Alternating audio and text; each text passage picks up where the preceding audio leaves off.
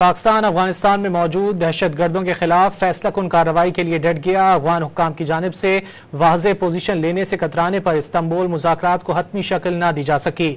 ज़राए के मुताबिक पाकिस्तानी वफ़द ने अफगानिस्तान में मौजूद दहशतगर्दों की सरगर्मियों से मुतालिक नाकाबिले तरदीद सबूत पेश कर दिए। अफगान तालिबान ने कलअदम TTP को मुज़ाकरात में लाकर अपनी जान छुड़ाने की कोशिश की, लेकिन पाकिस्तान ने किसी भी दहशतगर्द ग्रुप से मुज़ाकरात का इम्कान यकसर मुस्तरद कर दिया। मुज़ाकरात से मुतालिक जानेंगे इस रिपोर्ट में।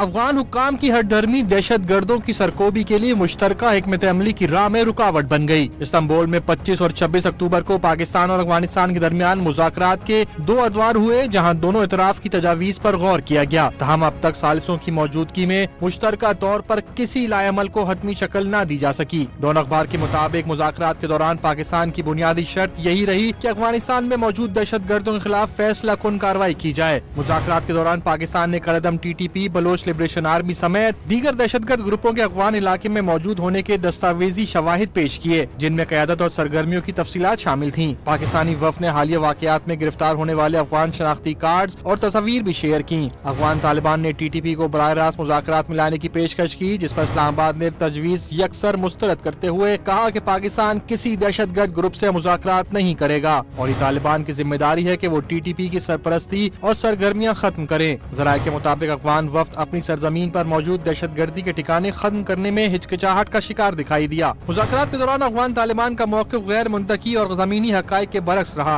ज़राए के मुताबिक मुज़ाकरात में शरीक तालिबान वक्त फैसला साजी के लिए बाख्तियार नजर नहीं आया, बल्कि किसी और के एजेंडे पर अमल पैरा था। इस्तांबुल में होने वाले मुज़ाकरात में पाकिस्तानी वफ़द दफ्तर खारजा, सीनियर सिक्योरिटी और इंटेलिजेंस हुक्काम पर मुश्तमिल था, जबकि अफगान वफ़द की क़यादत नायब वज़ीर दाखिला मौलवी रहमतुल्लाह नजीब ने की, जिसमें अनस हक्कानी और सुहेल शाहीन भी शामिल थे।